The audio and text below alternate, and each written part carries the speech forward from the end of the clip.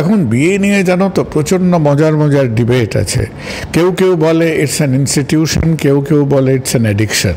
হয় যার এক্সপ্লেনেশনটা অবভিয়াস, সেটা হলো এখন আমাদের মধ্যে একটা প্রতিযোগিতামূলক কমিউনালিজম চলছে, কম্পিটিটিভ কমিউনালিজম। কারণ সেকুলারিজমের বিপরীত যদি কমিউনালিজম হয়, তাহলে সেই কমিউনালিজম একদিক দিয়ে না একদিক দিয়ে এটা পলিটিক্যালি লাভবান। কমিউনালাইজ করতে পারলে কেউ লাভবান হবে, কমিউনালাইজের যদি আমরা ভিকটিম খুঁজে পাই কেউ লাভবান হবে। আর যারা বলছে এই তো আমরা ছিলাম বলে কেউ মারা যায়নি, এই আমরা ছিলাম বলে সমস্যাটা আমরা আটকাতে পেরেছি, সেখানেও কিন্তু একেবারে সেই কমিউনালিজমের সন্ত্রাসবাদের একটা পচা গন্ধ নাকে আসছে। তো সেটাই কি 1945-46-এ কানপুরে যখন কোনো একজন নির্ভীক সাংবাদিক জিন্নাকে জিজ্ঞেস করছেন যে আপনি তো এই মদটা সবাইকে গিলিয়ে দিয়েছেন, সবাই তো একেবারে নেশায় মশগুল, যে বোতাম টিপলো সমস্ত মুসলিম একদিকে সমস্ত হিন্দু একদিকে হয়ে যাচ্ছে। তো সে হিসেব করে বলেছিল যে আমি তো বুঝতে পারছি যে কয়েক কোটি মুসলমান তো ভারতবর্ষে থাকবে পোস্ট 1947, তাদের কি হবে? জিন্না উইদাউট হেজিটেশন বলেছিলেন দে উইল বি স্যাক্রিফাইসড। কি একটা বলেছিল, কুরবান ছিলাম না। আজকে বিজেপি তৃণমূলের দিকে চেয়ে বলছে Trinamool allowed this to happen, police নিষ্ক্রিয় ছিল। তৃণমূল বলছে বিজেপি এমনই একটা কমিউনাল পার্টি, তারা একেবারে সুযোগের অপেক্ষায় থাকে, বাইরে পেট্রোল। ওরা দেখছিল ওরা আরএসএস বা তখনকার দিনের হিন্দু মহাসভা এটসেট্রা, তারা সমস্ত খারাপ কথাগুলো জিন্নার মুখ দিয়ে বলাচ্ছিল। কারণ এই যে two nation theory that benefits the Hindu right wing as much as it benefits the Muslim right wing. খালি তারা না, আমাদের বুঝতে হবে যে এই যে একটা বাংলায় কথা আছে, ইড়ে তর্ক বলে না, এই যে এখন তুমি মোগলকে রবার দিয়ে উঠিয়ে দিচ্ছ, অমুককে উঠিয়ে দেবে, মুসলিম নাম থাকবে না, আমাদের অগ্নিহোত্রী সাহেব কেঁদে কেটে ভাসিয়ে দিচ্ছে যে কেন আমরা কাশ্মীরে সবাই ছিল, কাশ্মীরে একেবারে লোকে পকেটে শিব ঠাকুরকে নিয়ে ঘুরে বেড়াতো। যদি শিব ঠাকুরকে পকেটে নিয়ে ঘুরে বেড়াতো তাহলে সেই মক্কেল জানতে পারলো না কেন যে আমার নর্থ ওয়েস্ট থেকে আক্রমণ আসবে। আমার যদি নর্থ ওয়েস্ট থেকে আক্রমণ আসে তাহলে আমি আমার সমস্ত পারিপার্শ্বিক রাজ্যগুলোকে নিয়ে কেন আমি আমার বর্ডার ডিফেন্ড করতে পারি না?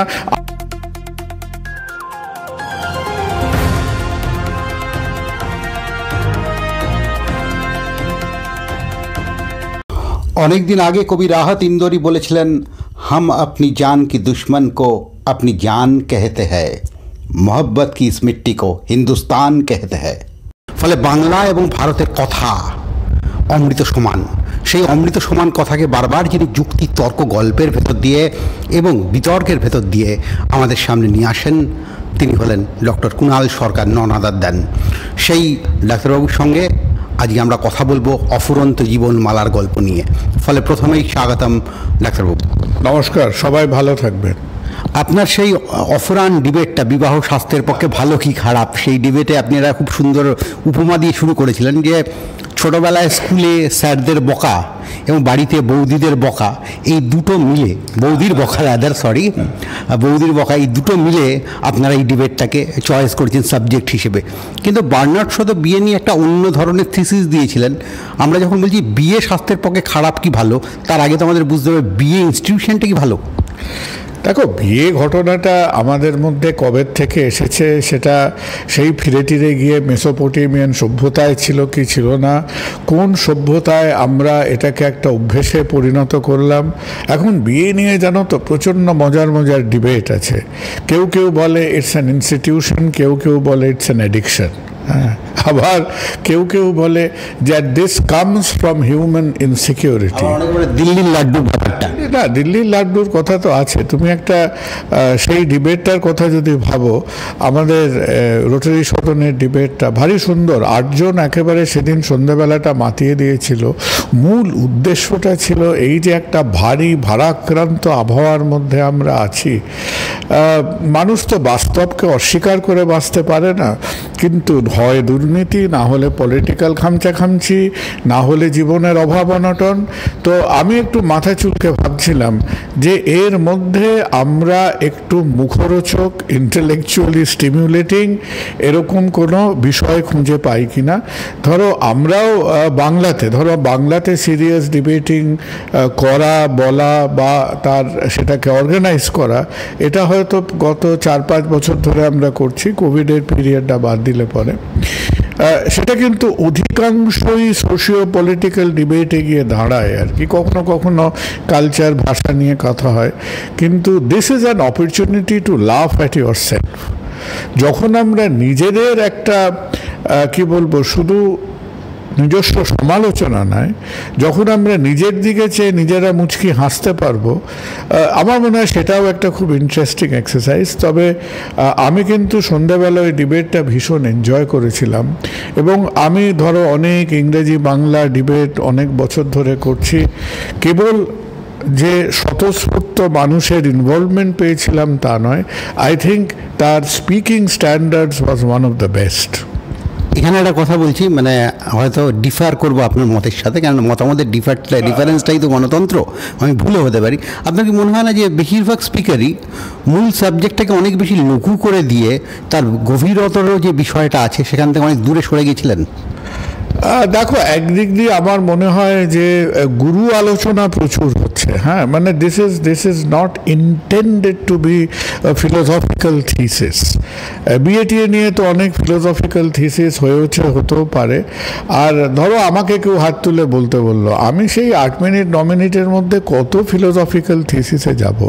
এবার আমি যদি কাউকে ডেকে একটা ফিলোসফিক্যাল ব্যাকগ্রাউন্ড, ইভলিউশনারি সোশিয়োলজি এইসব করতে তার হাতে 1.5 ঘন্টা সময় দিই, তাহলে তারা হয়তো তার একেবারে অন্তর্নিহিত সব মানে টানে নিংড়ে বার করতে পারে। আই থিঙ্ক আর আমরাও মাঝে মধ্যে একটু হালকা দিই না। এত গুরু গম্ভীর হয়ে হবেটা কি? শেষমেশ তো দেখতেই পাচ্ছ আমরা যে যার জায়গায় তো দাঁড়িয়েই আছি। চীন দেশের গল্পটা আমার খুব মনে পড়ে যাচ্ছে। এক ভদ্রলোকরা, কিছু লোক সভা করতে গেছেন কোনো একটা বিষয় নিয়ে, তা হঠাৎ শুনছে বউরা আসছে, সবাই পালিয়ে গেছে, একটা লোক পালাতে পারছে না। তখন সবাই বলছে, আপনি কি সবচেয়ে সাহসী? সে বলছে, না, আমার বউয়ের কথা শুনলে আমি এত ভয় পেয়ে যাই, আমি পালাতেও পারছি। একটু অন্য জায়গায় যাই। এই যে রামনবমীর ঘটনা নিয়ে, কোনো ধর্মকে কোনোভাবে আঘাত করা না, এই রামনবমীর ঘটনা নিয়ে পশ্চিমবঙ্গের কিছু জায়গায় উত্তপ্ত হয়ে উঠলো, গোটা দেশ উত্তপ্ত হয়ে উঠলো। তাহলে কি আপনার কি মনে হচ্ছে না যে ক্রমশ আমাদের পশ্চিমবঙ্গের সোসাইটিটাকে উত্তর ভারতীয়করণ কি হচ্ছে? রামনবমী কি সেই অর্থে পশ্চিমবঙ্গের উৎসব ছিল? আমি তো খানিকটা এর সঙ্গে একমত যে এটাকে বলা হয় the Indo Gangetic North Indian civilization. এই যে Indo Gangetic version of Hindutva বা হিন্দুইজম, এটা কিন্তু আমাদের মধ্যে খুব একটা ছিল না। এবং এটাও হয়তো একটা আলোচনার বিষয় যে কবে এলো, কি করে এলো, কি হলো। তার থেকেও আমাদের কাছে আমার কাছে যেটা ইম্পর্টেন্ট দেবাশিস আজকের দিনে হচ্ছে, সেটা হলো আমাদের মধ্যে যেমন ধরো যাদের শরীরে ইমিউনিটিটা কম, তারা যেমন একেবারে চটপট করে নানান রকম ইনফেকশন ধরে ফেলে। এখন আমাদের ইতিহাস, আমাদের বর্তমান, আমাদের শিক্ষা, আমাদের সামাজিক যে ঐতিহ্য, সেটা কি একটা বাঙালির জনজীবনের মধ্যে এইটুকু ইমিউনিটি আজও এনে দেয়নি যে গ্রেট ক্যালকাটা কিলিংসের পরে, নোয়াখালীর পরে, 64 রাইটসের পরেও আমরা কি শিখলাম যে আমাদের একটা ফিলিং অফ সোশ্যাল ইন্টিগ্রিটি সেটা এতই অপলকা। এইটা আমার একটা প্রশ্ন। সেকেন্ড যে প্রশ্নটা, যেটা আরও আমাকে যেটা আমার মনে হয় যার এক্সপ্লেনেশনটা অবভিয়াস, সেটা হলো এখন আমাদের মধ্যে একটা প্রতিযোগিতামূলক কমিউনালিজম চলছে, কম্পিটিটিভ কমিউনালিজম। কারণ সেকুলারিজমের বিপরীত যদি কমিউনালিজম হয়, তাহলে সেই কমিউনালিজম একদিক দিয়ে এটা পলিটিক্যালি লাভবান। কমিউনালাইজ করতে পারলে কেউ লাভবান হবে, কমিউনালাইজের যদি আমরা ভিকটিম খুঁজে পাই কেউ লাভবান হবে। আর যারা বলছে এই তো আমরা ছিলাম বলে কেউ মারা যায়নি, এই আমরা ছিলাম বলে সমস্যাটা আমরা আটকাতে পেরেছি, সেখানেও কিন্তু একেবারে সেই কমিউনালিজমের সন্ত্রাসবাদের একটা পচা গন্ধ নাকে আসছে। তো সেটাই কিন্তু আমাদের এই যে আমরা এতদিন ধরে একটা পলিটিক্যাল কনসিয়াসনেস, একটা ঐতিহ্য, বাংলার শিক্ষা, গড নোজ হোয়াট, যেটা নিয়ে আমরা বুক ফুলিয়ে গর্ব করেছি, সেই জিনিসটা যে কত ঠুনকো সেটাই কিন্তু আমাদের সামনে দেখিয়ে দিল। যথেষ্ট দুশ্চিন্তার অবকাশ আছে এবং এত সহজেই যদি আমাদের এই মিশ্র সামাজিক ব্যবস্থাটা ভেঙে পড়ে। কারণ প্রথমে মনে রাখতে হবে যে এই যে একটা রাবণের চিতার মতো আমাদের মধ্যে যে হিন্দু মুসলিম আইডেন্টিটি ক্রাইসিসটা হচ্ছে, দুর্ভাগ্যবশত এটা একটা ধাপ্পা এবং আর একটা বিভ্রান্তির ওপরে বেস করা। ধাপ্পাটা কে দিয়েছিল? 1906 যখন মুসলিম লীগ ফর্মড হলো, পরবর্তীকালে যখন তারা তাদের মধ্যে একটা আইডেন্টিটির অ্যাম্বিগুইটি ছিল, তারা কংগ্রেসের মধ্যে না কংগ্রেসের বাইরে ঢুকবে না বেরোবে, এরকম একটা যাতায়াত করতো। এই করতে করতে একটা শিকারি নেকড়ের মতো জিন্নার নাকে গন্ধটা এলো এবং জিন্না বোধহয় 42-43 থেকে এই 1940 লাহোর প্রপোজাল থেকে জিন্না এটাকে একদম একটা মানে ক্ষুধার্ত নেকড়ের মতো এটাকে আঁকড়ে ধরলো। কিন্তু একজন মুসলিম নেতা সে মনে করতেই পারে যে আমার একটা অস্তিত্ব আছে, আমার একটা সিকিউরিটি আছে। That is not the point in question. Jinnah বারবার এমন একটা রূপকথা মানুষের কাছে বিক্রি করলেন যে তখন ধরে নাও ভারতবর্ষে হয়তো আনুমানিক 30 কোটি জনসংখ্যার মধ্যে বোধহয় 11 কোটি না 10 কোটি টোটাল আমাদের মুসলিম পপুলেশন ছিল। I think around 30% of undivided India. তাদের তিনি এমন একটা রূপকথা বিক্রি করলেন যে আমরা পাকিস্তানটা এমন হবে যে তুমি বোতাম টিপলে হঠাৎ করে সমস্ত মুসলমানরা একদিকে, সমস্ত হিন্দুরা একদিকে। এবং এই যে ধরো শিক্ষিত অশিক্ষিত সাধারণ, জিন্না তো নিজেও ধর্ম খুব একটা মানতেন, সেটা তো সেপারেট স্টোরি। জিন্না পরিবারেরই তো কেউ যায়নি পাকিস্তানে, এখানে ছিল। জিন্না ছাড়া তার তো আজকের বম্বে ডাইং, আজকের বম্বে ডাইং, তো that is nothing wrong in that. তারা কেউই যায়নি। শুধু জিন্না কেন, জুলফিকার আলী ভুট্টো তিনি ইউএসএর থেকে ফিরে এসে 1947-এ তিনি হাতে পায়ে ধরছেন যে, এবং তিনি কোর্টে দাঁড়িয়ে স্বীকার করছেন না যে তার ফ্যামিলি ইজ পাকিস্তানি। কারণ এরা যারা সিন্ধ বা ওই অঞ্চল থেকে এসেছে, they had a lot of landed property in the Mumbai region. তো সবাই চাইছে তাদের প্রপার্টিগুলো মুখড়ে ধরতে, দ্যাট ইজ সেপারেট কথা। তো জিন্না বোধহয় খুব সম্ভবত 1945-46-এ কানপুরে যখন কোনো একজন নির্ভীক সাংবাদিক জিন্নাকে জিজ্ঞেস করছেন যে আপনি তো এই মদটা সবাইকে গিলিয়ে দিয়েছেন, সবাই তো একেবারে নেশায় মশগুল যে বোতাম টিপলো সমস্ত মুসলিম একদিকে, সমস্ত হিন্দু একদিকে হয়ে যাচ্ছে। তো সে হিসেব করে বলেছিল যে আমি তো বুঝতে পারছি যে কয়েক কোটি মুসলমান তো ভারতবর্ষে থাকবে পোস্ট 1947, তাদের কি হবে? জিন্না উইদাউট হেজিটেশন বলেছিলেন দে উইল বি স্যাক্রিফাইসড। কি একটা বলেছিল, কুরবান করেঙ্গে নাকি। তো এইটা যে একটা রয়্যাল ব্লাফ জিন্না সবাইকে দিয়ে গেল। আনফর্চুনেটলি সবাই এই আনন্দে মেতে উঠেছিল, সবাই এই মদের নেশায় বুঁদ হয়ে বসেছিল এবং সেই নেগেটিভ আইডেন্টিটির যে লেগেসি, এই লেগেসিটা একদম দুর্ভাগ্যবশত এই যে কপালে রক্তে দাগটা, এটা এখনও আমরা ইন্ডিয়ান মুসলিমরা সেটা এই গ্লানিটা তারা ঘুচিয়ে উঠতে পারেনি। আর সেকেন্ড যে বিভ্রান্তিটা একটা অ্যাডিটিভ এফেক্ট দিয়েছিল যে গান্ধী যতক্ষণ না বোধহয় 46-এতে এসে একটা জিন্নার একটা আনকম্প্রোমাইজিং জিন্নার হিংস্র রূপ দেখা গেল, গান্ধী went on believing যে Gandhi represents the Indian Muslim, সবাই তাকে ভালোবাসে, সবাই তাকে শ্রদ্ধা করে। and it was too late by the time Gandhi realise করলেন যে he does not have the allegiance of the Indian Muslims। তো সব কিছু মিলিয়ে এই যে একটা হচপচে আমাদের উৎপত্তি, the partition itself, আমরা ভেবেছিলাম আমরা চরকা কেটে গান গেয়ে হরিনাম করে স্বাধীনতা নেব। হ্যাঁ, কত কোটি লোক যে তার বাস্তু ভিটা হারা হলো হলো অ্যাবাউট বোধহয় 5 না 7 লক্ষ লোকের মৃতদেহের ওপর দিয়ে হেঁটে আমরা স্বাধীন হলাম। কিন্তু দুঃখটা কোথায়? দুঃখটা হলো আমরা আজও আমাদের মধ্যে সেই ঘাগুলোকে আমরা বাঁচিয়ে রাখছি। আর খুব আক্ষেপের সঙ্গে বলি যে ঠিক আছে, আমরা কেউ জানি না, আমি সেখানে ছিলাম না। আজকে বিজেপি তৃণমূলের দিকে চেয়ে বলছে Trinamool allowed this to happen, police নিষ্ক্রিয় ছিল। তৃণমূল বলছে বিজেপি এমনই একটা কমিউনাল পার্টি, তারা একেবারে সুযোগের অপেক্ষায় থাকে বাইরের থেকে লোক নিয়ে। কেউ কোনোদিন শোনেনি রামনবমীতে, শুনেছি আগে আমরা, এখন দেখতে দেখতে চোখে সয়ে যাচ্ছে। সেই মাথায় টিকা দিয়ে আমরা তলোয়ার ঘোরাচ্ছি। But the question really happens যে মানুষের মধ্যে ঠিক আছে কিছু শিক্ষিত, কিছু বোধ, কিছু অবোধ প্রাণী তো আছেই, কিন্তু তুমি এইটা চিন্তা করে দেখো যে আমাদের পলিটিক্যাল লিডারশিপ আজকে, সেই 50 সালে আমরা 2.5 বছর ধরে কনস্টিটিউয়েন্ট অ্যাসেম্বলিকে খাটিয়ে একটা আমরা কনস্টিটিউশন তৈরি করলাম, কিন্তু তারপরেও যারা আমাদের দেশ শাসন করবে, যারা কিনা মানুষের কাছে মাস অ্যাপিল নিয়ে গণতন্ত্রের পূজারী হয়ে তারা দাঁড়াচ্ছে, সেই সময় আফটার 75 ইয়ার্স আজও আমাদের কাছে এই কমিউনালিজমের এজেন্ডাটা এত ইম্পর্ট্যান্ট, এত গুরুত্বপূর্ণ। তো এই যে আমরা বলি না আমরা ভালো কাজ অনেক করেছি, কিন্তু কবে যে আমাদের এটা একটা ওই genetic defect in our birth. আর এখন ওই জিন টেকনোলজিতে একটা টেকনোলজি বেরিয়েছে, তাকে বলে জিন স্প্লাইসিং। না, জেনেটিক সিজার্স দিয়ে কোনোভাবে কেটে এই জেনেটিক কোডের থেকে আমাদের এই কমিউনালিস্টিক জিন্সটাকে আমাদের বার করতে হবে। আপনি জিন্নার কথা বললেন, কিন্তু মৌলানা আবুল কালাম আজাদ পরিষ্কার লিখছেন যে জিন্না সরে এসেছিলেন এক সময় পাকিস্তানের দাবি থেকে, তাকে ওইদিকে কংগ্রেস বিশেষ করে নেহেরু ঠেলে দিতে বাধ্য করেছিলেন। তাহলে ওই কথাটা তেলের শিশি ভাঙলো বলে কুকুর ওপর রাগ করো।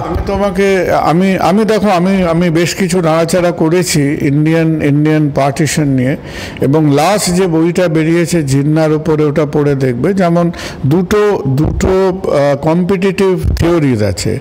একটা থিওরিতে বলে যে Jinnah used 2 nation theory as a bargaining chip, যে জিন্না কোনোদিন পার্টিশন অ্যাকচুয়ালি চাননি, উনি কিন্তু এটাকে একটা সওদা করছিলেন। সাভারকর তো জিন্নার আগেই বোধহয় 2 নেশন থিওরি দিয়েছে, উনি বারবার সওদা করছিলেন। না, সাভারকর এবং আরএসএস এর role in 2 nation theory is completely কিন্তু is not positive at all. ওরা দেখছিল, ওরা আরএসএস বা তখনকার দিনের হিন্দু মহাসভা এটসেট্রা, তারা সমস্ত খারাপ কথাগুলো জিন্নার মুখ দিয়ে বলাচ্ছিল। কারণ এই যে 2 nation theory, that benefits the Hindu right wing as much as it benefits the Muslim right wing. খালি তারা চুপ হয়ে বসেছিল, তারা 2 শব্দ করেনি। তখন আমাদের সাভারকর সাহেব রত্নাগিরিতে বসে তিনি ঘরদোর বন্ধ করে ব্রিটিশের পেনশনে তিনি রয়েছেন after his apology and plea for clemency, কিন্তু একেবারে চুপ ছিল। অনেকেই প্রশ্নটা করে যে হিন্দু মহাসভা বা হিন্দু রাইট উইং সেই সময় কেন চুপ ছিল? তারা এই কারণেই চুপ ছিল, তাদের কথা বলার দরকার হয়নি, তাদের কথাগুলো জিন্না বলছিল। 2 nation theory suffices the agenda of the Hindu right and the Muslim right. দুটো এক্সট্রিমিস্ট এজেন্ডা। আর আমরা যদি এখন দেখো, সে তো যা হবার হয়ে গেছে, কিন্তু পরবর্তীকালে তুমি এটাও চিন্তা করে দেখো যে হাউ গ্লোরিয়াসলি উই হ্যাভ ফেইলড। যে আমরা যখন সেকুলারিজমের কথা বলেছি, ধর্মনিরপেক্ষতার কথা বলেছি, সবই বলেছি, সেখানে কিন্তু একটা মানুষের বক্তব্যকে তিক্ত হলেও কিন্তু সেটা সত্য বলে মনে হবে। সেটা হয়েছে যে আম্বেদকর বারবার বলেছিলেন, Ambedkar was not in favour of independence in 1947। কারণ আম্বেদকর বারবার বলছেন যে আমাদের এডুকেশন, সোশ্যাল ইকুয়ালিটি এটসেট্রা, এগুলো একটা জায়গায় না পৌঁছালে হঠাৎ করে স্বাধীন হয়ে গিয়ে পরাধীনভাবে তুমি একে অপরের গলা কাটতে, এখন স্বাধীন হয়ে একে অপরের গলা কাটছো। এই যে হাড় হাবাতে মানুষগুলো তার আগেও মারা যেত, পরেও মারা যাবে। So but the agenda was the history is different, কারণ ব্রিটিশ অলরেডি ফেব্রুয়ারি মাসে বলে দিয়েছে আমরা অগাস্টে দোকান বন্ধ করছি। নৌ বিদ্রোহের পরেই বলে দিই, ফেব্রুয়ারিতে তারা ওই বাড়িওয়ালা ভাড়াটের নোটিশের মতো ফেব্রুয়ারিতে নোটিশ দিয়ে দিয়েছে, অগাস্টে বাড়ি খালি করছি। কিন্তু ঘুরে ফিরে আমরা আবার যদি বর্তমানে ফিরে আসি, আমরা এটা কিন্তু আমি এর মধ্যে যথেষ্ট একটা ভয় দেখি, একটা অশনি সংকেত দেখি। আমরা 5th লার্জেস্ট ইকোনমি হয়েছি, আমরা সফটওয়্যার পাওয়ার হয়েছি, আমরা অনেক ভালো কাজ করেছি, আমাদের লিটারেসি খানিকটা এগোচ্ছে, সব ভালো। কিন্তু history is very unforgiving to fractured countries. আর যতই আমরা আজকে ওই অমরচিত্র কথার গল্প ইতিহাস চোখের সামনে ধরে থাকি না কেন, আমাদের এইটা স্বীকার করতেই হবে যে আজকের ভারতবর্ষ বলে আমরা যে একটা মাইথোলজিক্যাল এন্টিটি তৈরি করছি, it is not a mythological entity, it is a commercial entity. এই বাচ্চাদের পাজলের মতো টুকরো টুকরো এই পাজলগুলো ব্রিটিশ কমার্শিয়ালিজম জুড়ে ছিল। আজকে আমরা যখন মাল্টি ন্যাশনাল কোম্পানিদের দেখি, একটা কোম্পানি একে টেক ওভার করলো, ওকে টেক ওভার করলো। India is the first geopolitical take over. ইংল্যান্ডে থ্রেড নিডল স্ট্রিটে 20টা ডিরেক্টরের একটা কোম্পানি ছিল, তার গোটা 50 সিকিউরিটি গার্ড ছিল।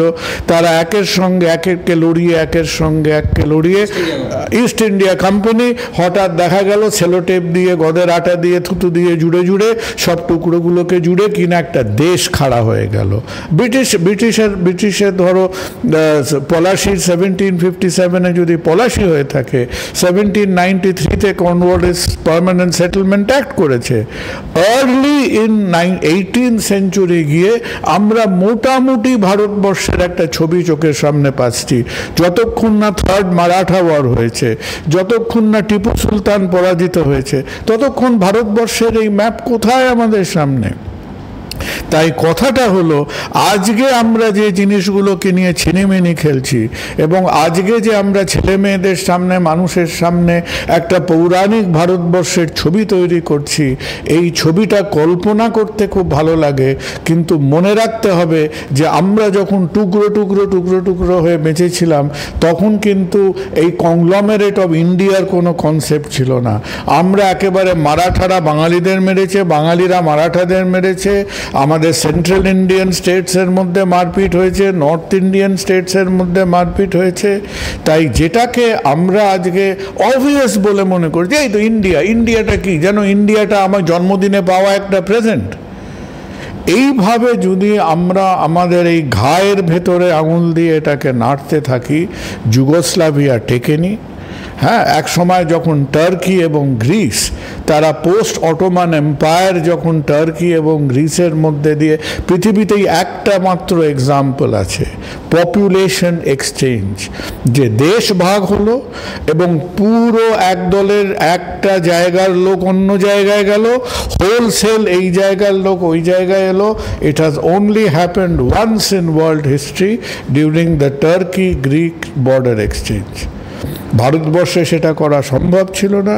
এবং এখন আমরা নিয়ে যে কথা, আমরা যে বারুদটাকে নিয়ে খেলছি, আমার ভয় হলো we are taking the existence of India for granted.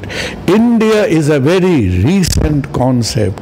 আমাদের যেমন প্রতিটা পুজোর আগে যেমন আমাদের মৃৎশিল্পীরা সেই কাদাটা, হাতেটা, মাটিটা নিয়ে একটা ঠাকুর তৈরি করে, একটা ঠাকুর দেখলে মনে হয় এই ঠাকুর সবসময় ছিল, দশমীর পরেও থাকবে, কিন্তু সেই ঠাকুরটাকে জলে ফেললে সেই ঠাকুরটা থাকে না, সেই কাদাটা গলে যায়।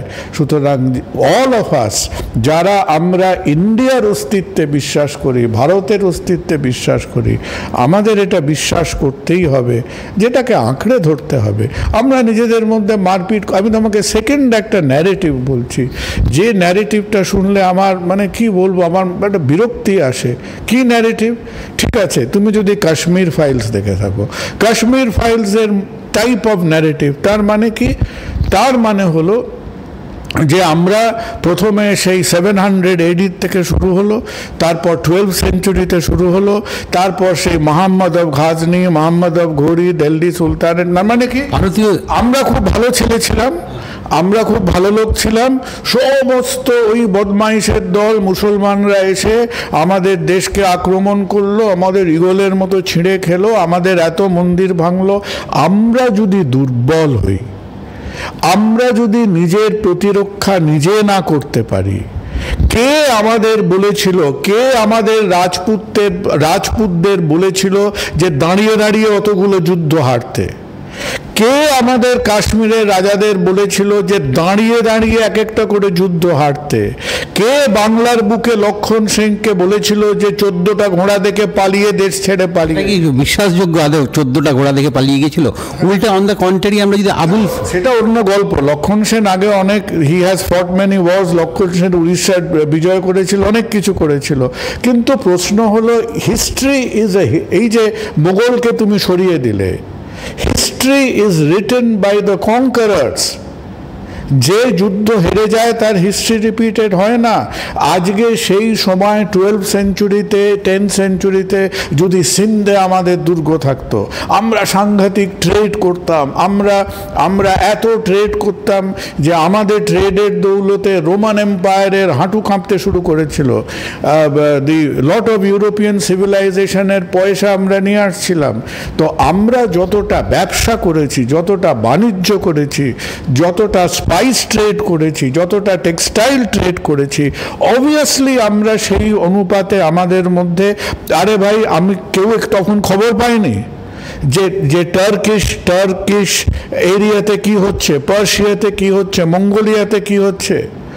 তাও তুমি চিন্তা করে দেখো, এই যে তুমি গাজনভিদদের, ঘোরিদের, এদের বসে বসে তুমি বলছো, তাও তুমি বেঁচে গেছো, চেঙ্গিস খান পা রাখেনি। এখনো no one knows in history যে চেঙ্গিস খান কেন পা রাখেনি। সেই সময় চেঙ্গিস খান পা রাখলে তো মঙ্গলদের তো মোকাবিলা করেছিলেন খুব সাধারণভাবে আলাউদ্দিন। হ্যাঁ, সেটা করেছিলেন, কিন্তু আলাউদ্দিন খিলজি চাইলে ওকে, আলাউদ্দিন খিলজিকে চেঙ্গিস খান 3বার হারাতে পারত। Genghis Khan somehow was not কিন অন ইন্ডিয়া। যেমন আলেকজান্ডার বাংলায় আসেনি কেন? কারণ তখন আমাদের বাংলায় তখন গঙ্গা রিধির সময় তখন in the early 10th century এডিতে যে কাজটা হচ্ছে, তখন তারা জানতো এরা হিংস্র, এদের হাতি আছে, এদের লক্ষাধিক লোক আর্মিতে আছে, আর তখন দি গ্রিক আর্মি ইজ টায়ার্ড, ওই জন্যে তারা এখানে এলেন না। আমাদের বুঝতে হবে যে এই যে একটা বাংলায় কথা আছে, এড়ে তর্ক বলে না, এই যে এখন তুমি মোগলকে রবার দিয়ে উঠিয়ে দিচ্ছ, অমুককে উঠিয়ে দেবে, মুসলিম নাম থাকবে না, আমাদের অগ্নিহোত্রী সাহেব কেঁদে কেটে ভাসিয়ে দিচ্ছে যে কেন আমরা কাশ্মীরে সবাই ছিল, কাশ্মীরে একেবারে লোকে পকেটে শিব ঠাকুরকে নিয়ে ঘুরে বেড়াতো। যদি শিব ঠাকুরকে পকেটে নিয়ে ঘুরে বেড়াতো তাহলে সেই মক্কেল জানতে পারলো না কেন যে আমার নর্থ ওয়েস্ট থেকে আক্রমণ আসবে। আমার যদি নর্থ ওয়েস্ট থেকে আক্রমণ আসে তাহলে আমি আমার সমস্ত পারিপার্শ্বিক রাজ্যগুলোকে নিয়ে কেন আমি আমার বর্ডার ডিফেন্ড করতে পারি না? আমাদের লজ্জা করে না? আমরা বলছি এই মন্দির ভেঙে দিয়েছে, ওই মন্দির ভেঙে দিয়েছে। আমাদের যদি মন্দিরই অত ভালো ছিল, আমাদের যদি অতই কোটি কোটি কোটি কোটি টাকার মণিমাণিক্য ছিল, তাহলে কেন আমাদের মধ্যে সেন্স অফ স্ট্র্যাটেজিক ডিফেন্স কেন ছিল না? আমরা কি মূর্খ ছিলাম সেই সময়? এখানে একটা অন্য জায়গায় যাই, এই একটা ছোট্ট জায়গা ধরে আমি বলবো যে হিন্দু রাজাদের বিরুদ্ধে অভিযোগ আসে তারাও মন্দির ভাঙতেন এবং তারা সেই মন্দির থেকে লুট করতেন। এবং দ্বিতীয় কথা, যেটা অমর্ত্য সেন থেকে আরম্ভ করে সবাই বলেছেন, যে কুতুব মিনারে আমরা একই সাথে পার্সিয়ান ভাষার টেক্সটও দেখি, সংস্কৃত ভাষার টেক্সটও দেখি। দেবাশিস, একটা সোজাসুজি কথা হচ্ছে, আজকে ধরো তোমার তো ঘুম থেকে, জানি তোমার মনে হয় কি না, আমার মাঝে মধ্যে ঘুম থেকে উঠে মনে হয়, আরে বাবা আমি যদি সুলতান অফ ব্রুনাইয়ের পরিবারে জন্ম নিতাম জীবনটা কেরম অন্যরকম হতো। আমার ঘুম থেকে মনে হয় আমি যদি অমুকের ছেলে না হয়ে আমি যদি আম্বানির ছেলে হতাম, এত খাটাখাটনি, দিনে 14-15 ঘন্টা কাজ, কোনো প্রশ্নই থাকতো না। কোনো কাজ না করে আমার বউ হাতে 20 কোটি টাকার ঘড়ি আর 5 কোটি টাকার হ্যান্ডব্যাগ নিয়ে ঘুরে বেড়াতে পারতো। যতই তোমার আক্ষেপ হোক না কেন, মানুষ তার জন্মের সঙ্গে তর্ক করতে পারে না। A country cannot debate its birth. It has happened, history হয়ে গেছে। হিন্দুরা দেওয়ালে পিঠ দিয়ে দাঁড়াতে পারলে তখনকার হিন্দুত্ব মুসলমানরা ঢুকতে পারতো না, মুসলিমরা ঢুকেছে। তারা তাদের কালচার, তাদের ল্যাঙ্গুয়েজ, তাদের অত্যাচার, তাদের দিনহি ইলাহি সব কিছু নিয়ে আমাদের মধ্যে আছে। এখন আমরা যদি সেই দেওয়ালের খড়ির দাগ মুছে নেওয়ার মতো হাতে রবার নিয়ে ছুটে যাই যে আমি আমাদের ইতিহাস থেকে মুছে দেবো, তাহলে ওই যে রাজপুতদের অক্ষমতা টু ডিফেন্ড ইন্ডিয়া, সেরকম এই বর্তমান যারা রাজপুতদের উত্তরসূরি তাদের মূর্খতা এবং তাদের পূর্বপুরুষদের অক্ষমতা দুটো একই মাত্রায় গিয়ে দাঁড়াবে।